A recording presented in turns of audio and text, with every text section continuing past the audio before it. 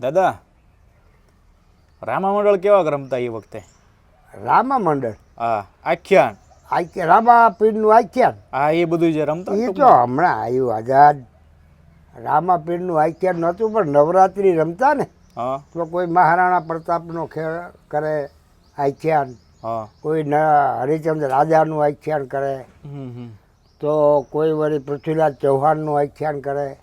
દાદા એ કેવા પાત્ર ભજવતા એ જરાક વાત એ કરો. પાત્ર જે ભજવતા ને હા એ ભાષામાં એ વખત જે છોકરાઓ નવરાત્રિ રમતા, હા. દરેક અમુક ગામડામાં રમતા, અમુકમાં નહીં, હા પણ એ બધા ધાર્મિક આખ્યાનો હતા. ને એ જે પાત્રો સ્ત્રી પાત્ર લઈ છોકરો એટલો બધો મસ્ત કામ કરે કે તમે એને એમ કહો કે આ છોકરીઓ દિશે હા એટલા ભાઈ મસ્ત કામ કરે. અને ધાર્મિક તમે ભાઈ બોન ભેગા બહેન જોઈ શકો, એક પણ શબ્દ ખરાબ ન આવે આખી રાતના આખ્યાનમાં.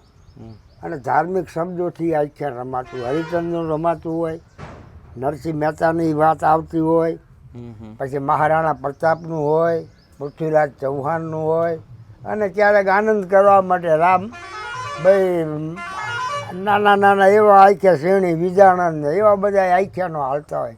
પણ એ જે આનંદ નવરાત્રિના ગરબા, દેશી ભાષા અને એવા ભાવથી માણસો જોતા હોય આઝાદ.